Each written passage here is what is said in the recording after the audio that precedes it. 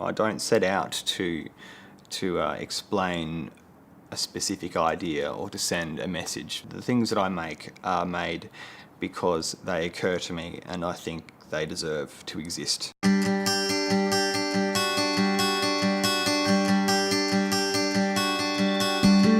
At 16, I was very encouraged by graphic design. I enjoyed the kind of the problem-solving element of design appealed to me, to kind of get this brief and then use your creativity within these bounds to come up with sort of something fresh or appropriate.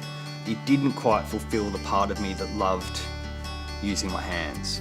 You know, if you love your job, you never work a day in your life, and despite the fact that I could walk down several paths, it was all in the art room that I felt, you know, most happy. I'm drawn to steel and metals above all else, I guess, in terms of materials at this stage. They offer a lot of possibility for finishing and for strength, and to be able to get shapes and arrangements that no other material can provide, having something sort of lean and that kind of tension. Sometimes it just comes. I've always sort of seen forms in my mind. In terms of actual inspiration, I think the thing that is sort of an ongoing source of inspiration that gives me these visuals is thinking about science and data and patterns. I'm very interested in physics and sort of the way when I think about the basic forms of matter and the interaction of matter and space and time.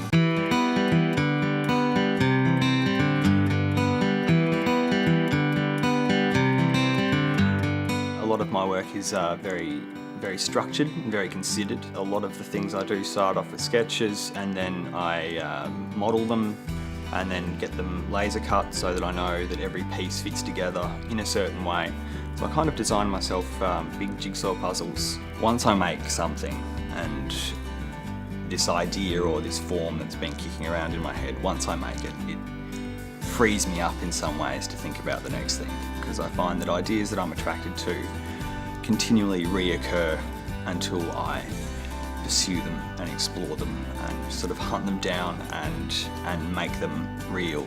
Commissions for sculpture sort of come and go, but it's about finding that time to make the things that you really want to make, those ones that you need to make beyond any expectation of selling it. The screens, I guess, came about as a transition between my sort of old career in graphic design and my desire for a more hands-on medium.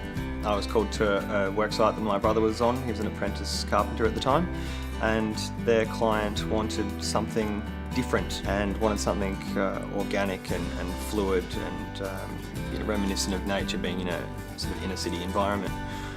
Also being on the second story with a great outlook, we decided to put a tree canopy up there to sort of echo the tree that was once in the backyard. When you're sort of confronted with something of such scale, with such detail, it affects the way that you look at something, rather than sort of looking at an object and dwarfing it. Being dwarfed by something, I think, gives a certain perspective, or reminds us of the sort of paradox of how big and also how insignificant we are at the same time.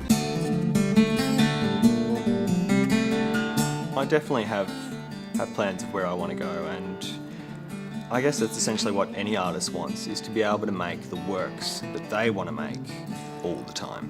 That exploration of imagination is such a valuable thing for the individual and for the culture and the society, and for us as humans. You know, we're the only animal that does this.